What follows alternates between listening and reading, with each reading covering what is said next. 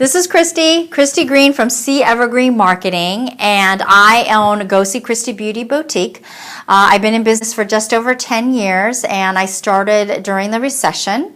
I actually moved from a totally different county where I didn't know anyone. I had no family or friends there. There was no Facebook or no Groupon to promote my business, so I had to start the old-fashioned way. So I'm here to tell you about just some of the tips that I have learned and perfected and share with you those things to help you become a successful esthetician. So thank you very much for signing up for our How to Be Successful Esthetician checklist. So the first thing on the checklist is the book of business. That is the most important thing that you need to have.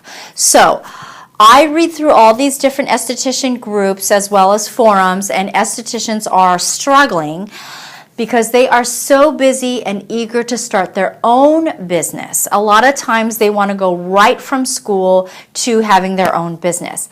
I personally don't recommend that unless you have been in the corporate world and have solid business techniques already underneath your belt. And this is why. When you are starting out, you can't even concentrate on your own techniques on services because you're too worried about all these other things. When you are underneath the security of an established business, you don't have to worry about taxes, insurance, client acquisition and management, laundry, products, any of those things. So when you're a new esthetician, there's so many other things that you have to concentrate on, let alone those things. So when you're a new esthetician, when you go under the security of an established business, you can then concentrate on the skills that make you a good esthetician day in and day out. And those things are client consultation, the quality and the timing of the services that you are doing, product knowledge, how to upgrade services. That way, once you get that down and you can now, you've proven that you have built a book of clients under the security of an established business, then you can go out and have your own business. When you can't even do that under the security of an established business, then why would you think that you can do that on your own? And again, there are few individuals that can do that. I did that, but you have to remember, I was in the corporate world for almost 20 years before I went out and did this. So I don't suggest that, especially if this is your first job. Okay. The book of business. Okay, in order to have a book of business, which is a book of clientele, you have to have steady employment. You have to have a business that is feeding you the clients to come in. So one of the biggest obstacles I see with beauty professionals, it's not just estheticians, is estheticians and beauty professionals will jump from place to place. So from salon to salon to salon, or estheticians will go from day spa to a waxing salon, back to a day spa. And they always find reasons of why to move. Oh, that place didn't have enough clientele. Oh, that place had really bad management. If you read a lot of the esthetician or beauty trade magazines, they say that potentially you can lose up to 20% of your clientele when you keep moving. First reason is there's a portion of your clients that don't know you moved, and so they don't know how to find you. And the business is not going to tell your clients where you moved because they were the ones that acquired the clients. Those clients really belong to the salon or to the day spa, so they don't know how to find you. That's the first one.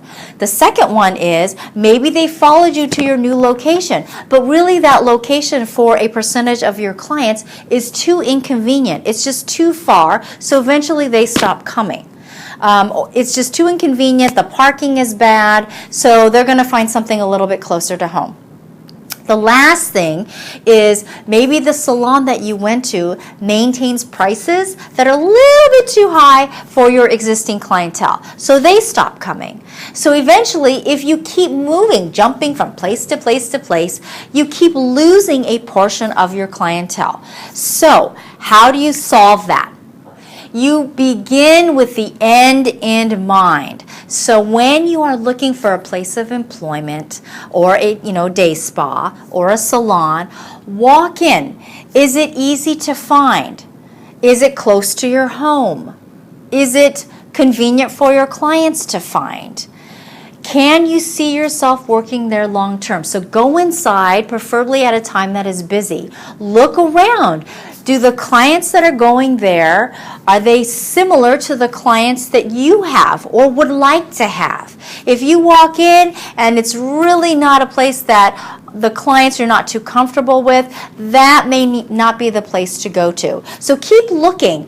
I want you to avoid, if at all possible, to just pick the place that's the first place that you get a job. And for the very beginning esthetician, that may be what you have to do. But for those of you who've worked at different places, look at the type of clientele. Are they busy? If they're not busy, pick different days and times to go in. If they are not busy, why bother working there if they don't have a lot of clientele? So that's another thing that you want to take into consideration. The other one is the place that you're working at. Will you be the single esthetician there, or will there be other estheticians there? Do you play well with others, or do you prefer to be the lone wolf? So these are things that you have to consider as well.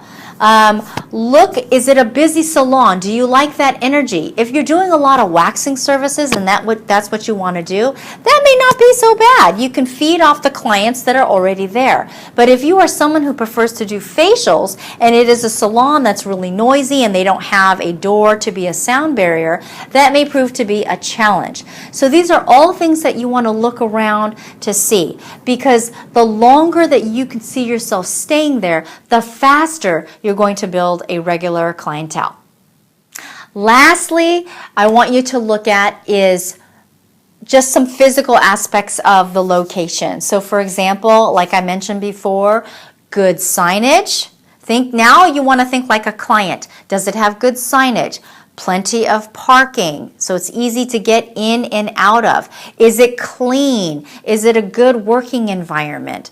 And if you haven't caught on yet, these are exactly the same things that you're going to be looking for when you finally go out on your own, because you're going to want the same things for your own clients, if not more.